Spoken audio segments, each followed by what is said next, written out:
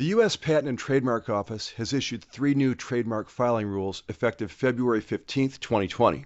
We'll talk with Meredith Wilkes, Eileen Tannen, and Carrie Kudrowski about what brought about the new requirements and also discuss the problems related to fraudulent trademark specimens. You definitely want to hear that. And finally, we'll talk about what Jones Day's Women in IP initiative has scheduled on the event calendar for 2020. I'm Dave Dalton. You're listening to Jones Day Talks. Meredith Wilkes co-leads Jones Day's Global Trademarks, Unfair Competition, and Copyrights Group. She's a lead trial lawyer that is focused on high-stakes trademark, trade dress, trade secret, false advertising, and design patent litigation matters. Eileen Tannen has more than 25 years' experience as a key advisor counseling domestic and multinational companies regarding global trademark clearance, brand development and use, and registration strategies. Eileen is also a former member of the Trademark Public Advisory Committee. And Carrie Kudrowski has more than 16 years of brand protection and enforcement experience and has particular success in resolving online trademark infringement issues and in domain name dispute arbitration actions before the World Intellectual Property Organization. Meredith, Eileen, Carrie, thanks for being here today. Thanks for having us, Dave. Thanks, Dave. Meredith, let's go to you first. The U.S. Patent and Trademark Office has issued 3 new filing rules that come into force on February 15th. Can you talk about what these rules are and kind of summarize what prompted the changes that the rules are bringing about? Absolutely, Dave. At a really high level, we're looking at 3 rules going into effect on February the 15th. The first is mandatory electronic filing for all trademark applications and any related submissions to the Trademark Office. So no more paper, all electronic filing, with some limited exceptions under some international treaties, but for the most part, all e-filing. Second, the office is going to require an email address for the applicant and their authorized attorney. And third, the office has updated requirements for specimens of use and proving how it is that you're using your mark in interstate commerce such to obtain a registration or to obtain a renewal of that registration. And I think it's fair to classify the drivers of these rules into 2 buckets. The first being, improve efficiency and reduce errors, right? Processing type of drivers. But the other is an ongoing message that we've been hearing from the office over the last few years, and it's really aimed at combating improper filings or fraudulent filings in the Trademark Office. And so these 3 rules going into effect, I think, further that aim. Now, interesting. Now, I certainly would have picked up on the prior. You mentioned the 2 reasons for doing this. Certainly, the efficiencies are obvious. In fact, in a sense, it's a little surprising. I think it's taken this long, if you know what I mean. But we'll talk more about the potential problems that fraud and so forth later. But it's interesting you bring it up at this point. So let's go to Eileen for a second. For those of us not familiar, talk about how the rulemaking process works and explain the role of something called the Trademark Public Advisory Committee, or TPAC. What's that all about? Sure. All right, just a little bit of background on the rulemaking process. And with respect to mandatory electronic filing requirement, the way it works at the Trademark Office is mandatory electronic filing is something that has been in the works for a long time, several years at the PTO. It was the pet project of the former Trademark Commissioner, Mary Boney Dennison. And then 2 years ago, 2018, a notice of proposed rulemaking was published in the Federal Register about the mandatory electronic filing. It opened up a comment period for stakeholders, trademark owners, to provide comments regarding the electronic filing. They had 2 months ending in July 30th, 2018. Thereafter, the rules package then goes to the Office of Management and Budget, and then after approved there, it goes to the Office of the Undersecretary and Director for final review and signature. So all that happened. And then the final rule is published in the Federal Register, and it was published on July 31st, 2019, with an effective date of October 5, 2019. However, on October 2, a notice was published delaying the effective date until December 21st, and then on December 18, another notice published delaying the effective date to February 15, 2020, which is on track at this point.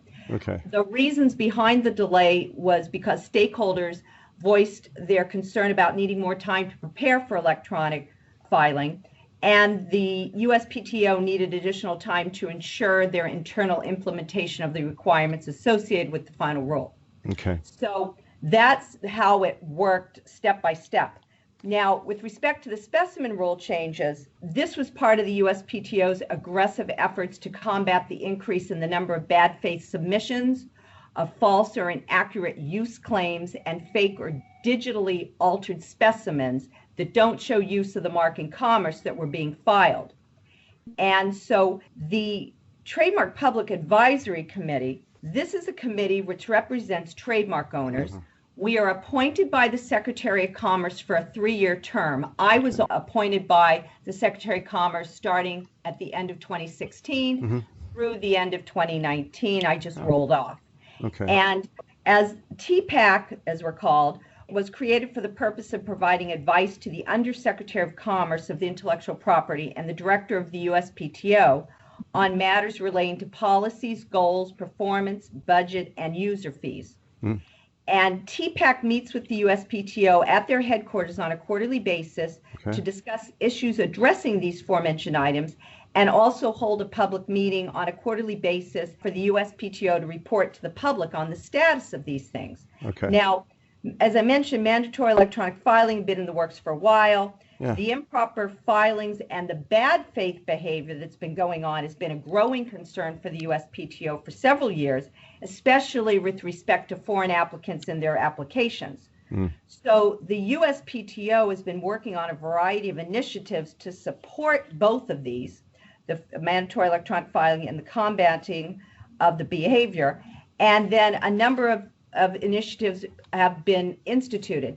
Now, the PTO regularly consulted and continues to consult with TPAC regarding these current and proposed initiatives, and they sought TPAC's feedback regarding the proposed new policies and the rule changes. And this gave TPAC an opportunity to comment and provide suggestions on the rules and how it would affect the trademark community. Okay. And then TPAC's comments and suggestions were typically taken under advisement, if you will say, but they were often incorporated to some extent into the final rules that were issued by the PTO. And, you know, our voices are heard in these final rules as well. And your 3-year term just concluded. Just concluded. Would you do it again? Absolutely. No doubt. Let's swing over to Carrie for a second. As part of this package that's coming in February 15th, the Trademark Office has implemented requirements for specimens of use. Why are these requirements important? I think, Dave, the first thing to talk about is what are these new requirements? Meredith alluded to them briefly at the opening, but real quickly for the goods, the specimens actually must show the trademark on the goods, on containers, on packaging for the goods, labels or tags affixed to the goods, or on a display associated with the goods. So no longer can you just submit a hang tag sitting on the table for a pair of shoes or a label. It has to be actually affixed to the goods. And in addition, for services, the specimens must actually show use of the mark in connection with the sale of the services. And when you use a website as proof of use, it's critical that the web page must now have the URL address and the access or print date. So no longer can you just have a screenshot of part of a website page. You need those 2 additional elements. Let's stay with you for a second, Carrie, and I'd like Eileen to weigh in on this part as well. Let's talk about fraudulent specimens. What are they? How big is this problem? And what can a client do? So, if you will, for our audience, the parts of our audience maybe don't know or don't understand, what is a fraudulent specimen? How would you define that? Well, they're often quite colorful and can actually bring a laugh or two. So sometimes you'll see a fraudulent specimen as a mock-up. So it could be as simple as someone puts the trademark on a piece of tape and tapes it to a product. So you're looking at very unsophisticated attempts. But over the past several years, we've seen much more sophisticated fraudulent specimens in the form of digital mock-ups or doctored images. Here's an interesting example. There was this one applicant who took a pair of Sony headphones. He removed the Sony mark digitally and then imposed his mark, which was EOEJTP. So the trademark examiners are seeing an array of different types of fraudulent specimens. And another example is where an applicant files a use-based application and sends in a photograph, for instance, of a purse with a tag on it. So on the face of it, this photograph of the purse, it has the trademark and the tag. It looks like it's a valid specimen. But that is until the examiners see similar applications from different applicants with the exact same picture of the same purse, but with different trademarks on it.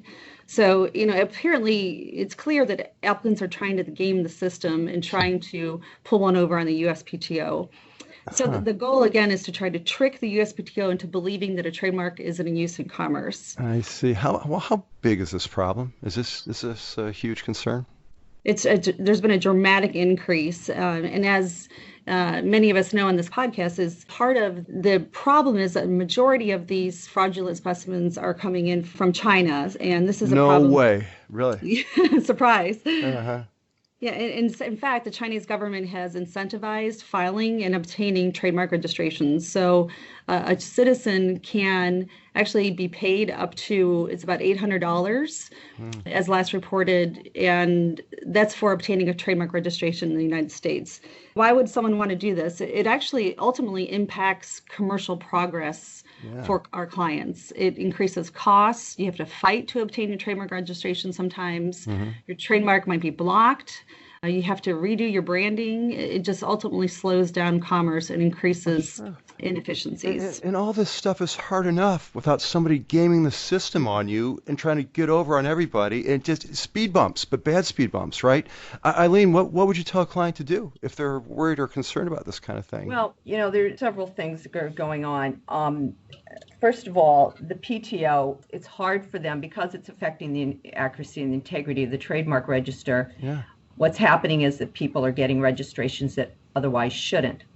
And the Trademark Office is trying to capture as much of this as they can, but they can't do it all by themselves. What they are doing to the best of their ability is using digital forensic services to detect the fraudulent specimens.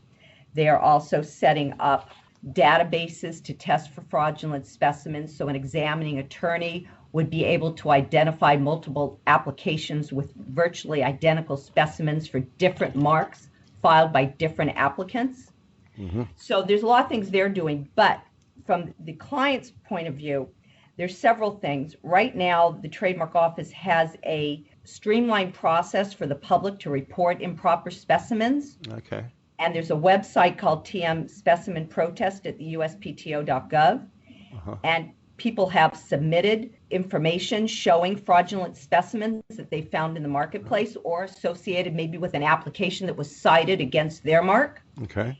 And the evidence submitted through this process has significantly aided the detection and examination of fake specimens during the examination period or the expedited inter partes non-use challenges. What's happening is if clients become aware of these fake specimens during the examination process, they should let us know so that we could submit protests to the USPTO. In addition, for us attorneys, it's really important now, as we always do when we're confronted with an office action, citing a prior mark, we always review the file history for that prior mark. But now we have to be even more vigilant in reviewing the specimens that support the registration of the prior application to make sure they're proper. Because if they're not, then we need to protest it, and we also need to bring it to the attention of the examining attorney. Now, the Trademark Office has also issued an exam guide in July of 2019, which provides information to trademark owners about what the Trademark Office is doing when they identify these suspicious specimens and the requirement for additional information. So it's about being vigilant, and it's about doing whatever we can to make sure that our client specimens are always complete and accurate, and number two, that we're watching out in the marketplace or as the clients see things in the marketplace so that we can bring it to the attention of the Trademark Office, because everybody in the trademark community needs to work together to try to stop this bad behavior. Well, as problematic as this all is, at least there are processes in place where grievances can be heard or addressed, or some of the stuff can be stopped short. So you take some comfort, I think, in the notion that at least there's a system out there where these concerns can be brought. Is that true? Absolutely. And the Trademark Office is also looking at a number of other initiatives. And like I said, one of the biggest ones is this database they're putting together so that they can compare specimens as they come in the door, which is a big deal. And these new requirements are another way for the Trademark Office to stop the bad behavior, because at the end of the day, it's the trademark community that's affected by this, because the register is no longer accurate. Right. And the register is what's used by all the businesses to make decisions with respect to their branding.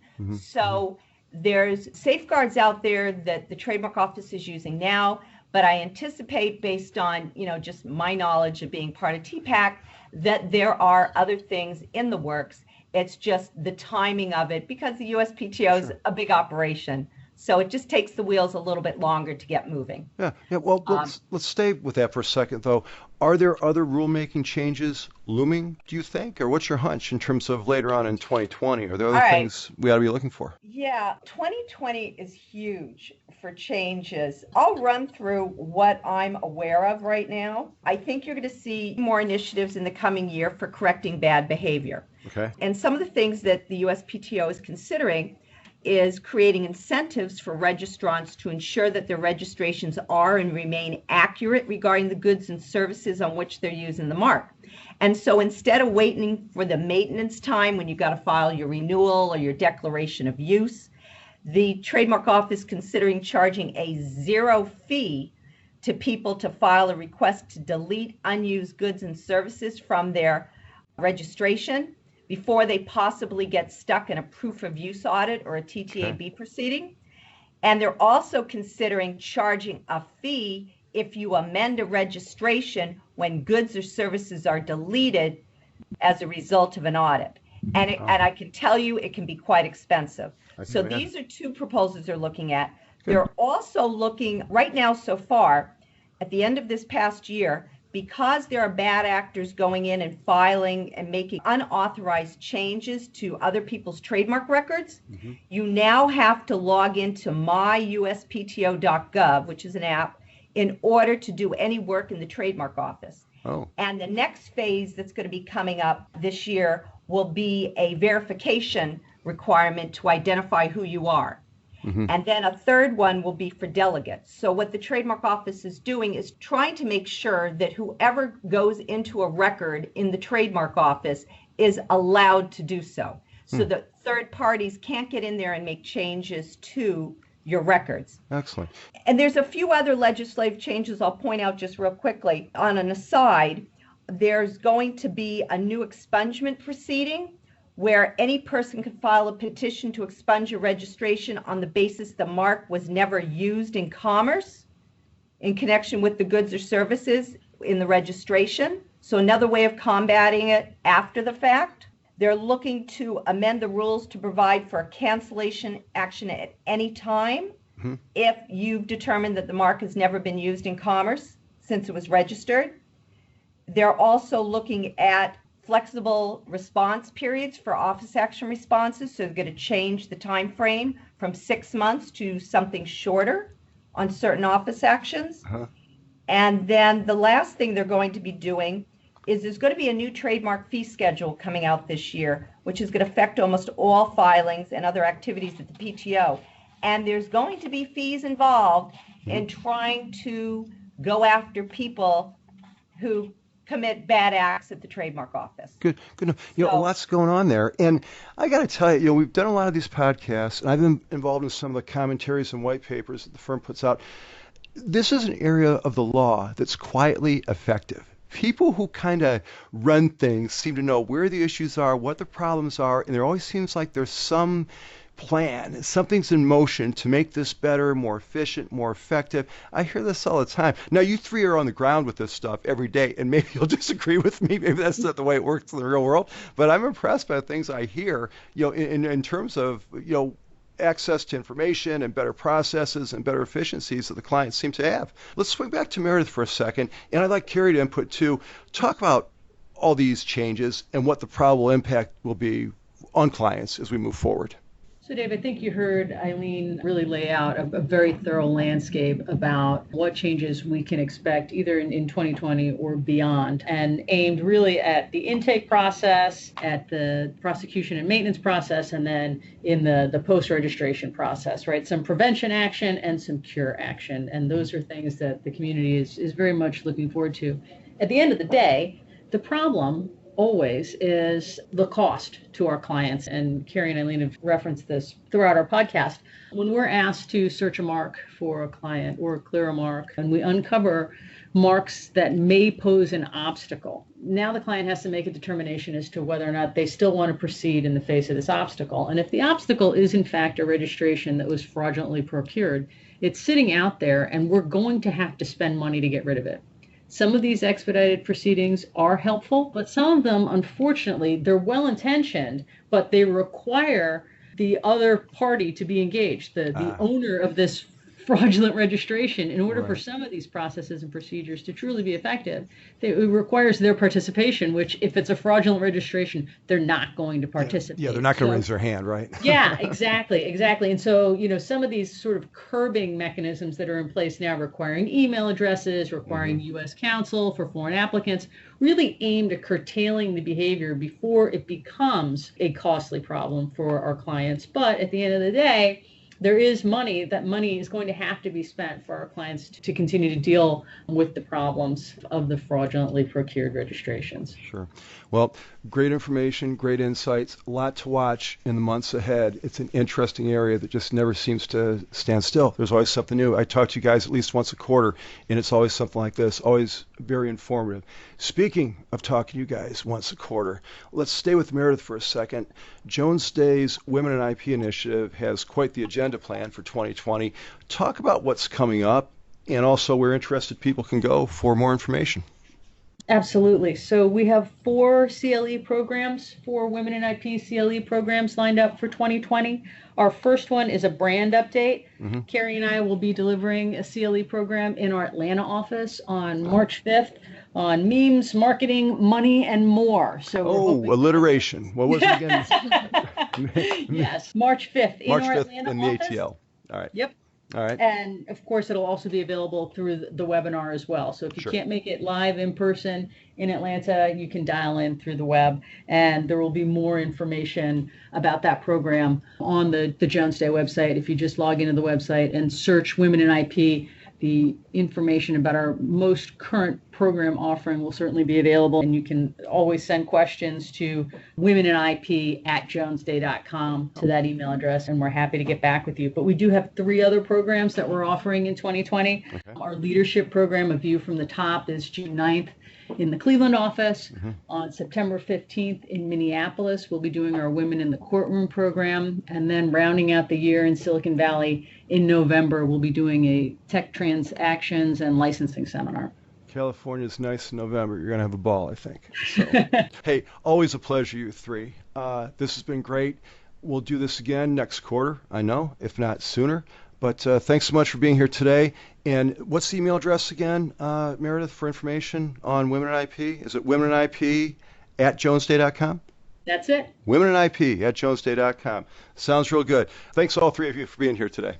Thank you, Dave. Thank you. Take care. Bye-bye. Bye-bye.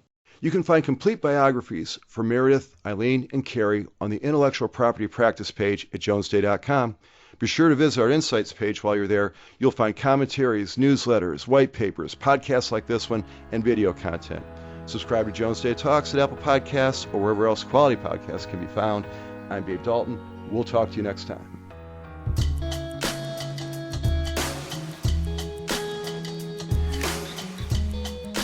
Thank you for listening to Jones Day Talks.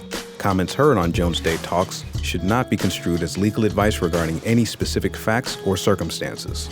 The opinions expressed on Jones Day Talks are those of lawyers appearing on the program and do not necessarily reflect those of the firm. For more information, please visit jonesday.com.